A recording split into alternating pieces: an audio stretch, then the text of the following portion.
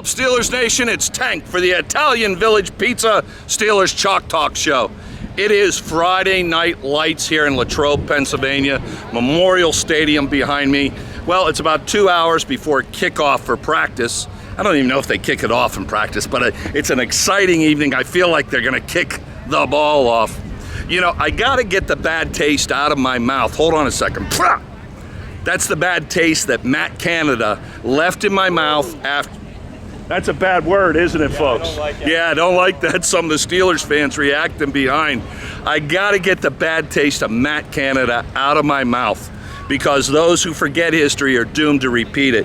Your Pittsburgh Steelers was one of the worst NFL offenses in 2023. Thank you, Matt Canada. Thank you, Matt Canada. I don't even know if he has a job coaching youth flag football at this point. He shouldn't.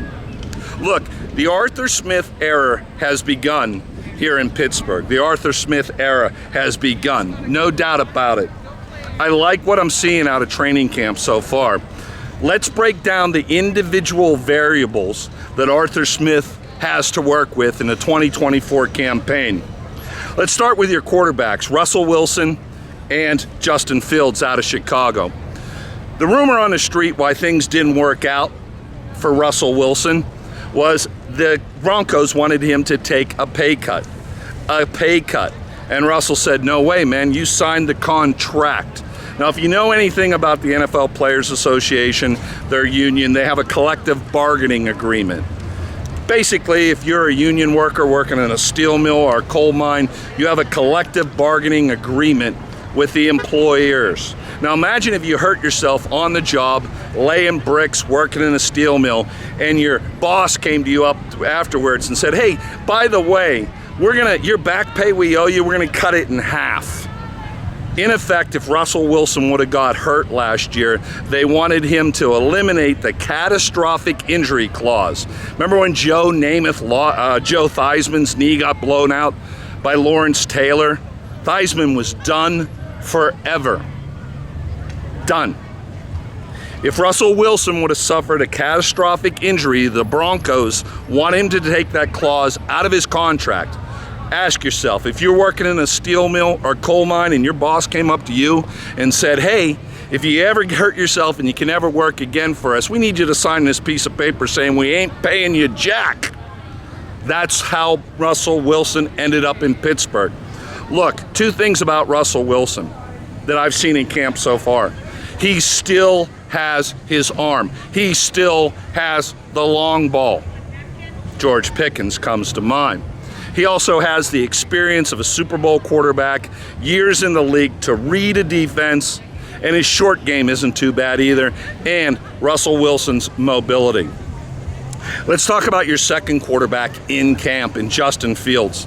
And I'm not going to sugarcoat this in any way possible. Arthur Smith is going to use the two of them in tandem this year, in combination this year. There's no doubt about it. Justin Fields is fleet of foot. He is fast. Imagine a college quarterback running the option. That's what you have with Justin Fields. Now I'm going to give you the bad news about Justin Fields. He is not an NFL quality quarterback to be a starter. He doesn't have the arm. 50% of his passes are fluttering ducks. At this point in his career, coming out of Ohio State, a major college program, after his time with the Chicago Bears, half his balls should not be ducks.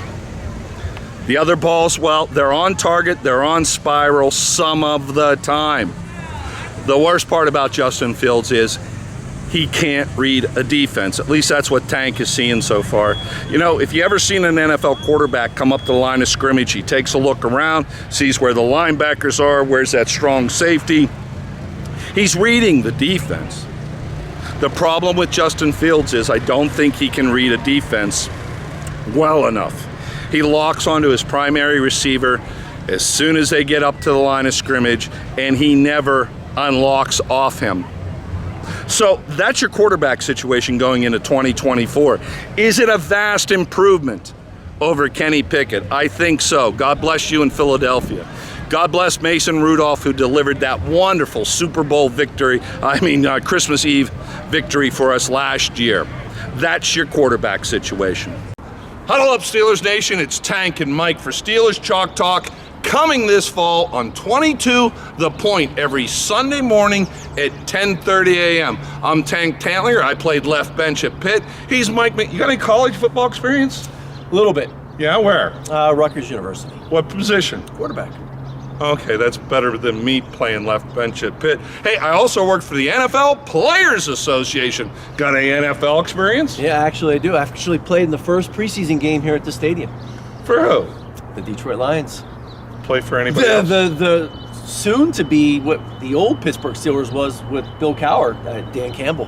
What he's doing up in Detroit. And we'll talk about the Steelers, but I'm going to throw in some Detroit stuff here and there. Hey, guess what? Mike also played quarterback for the Eagles and the Vikings. Former NFL quarterback Mike McMahon, Tank Tantlinger, in your living rooms, in your basements, in your Steeler caves every Sunday morning at 10:30 a.m. on 22 The Point. Say huddle up, Mike. Huddle up, Randy. Huddle up. We'll see you then.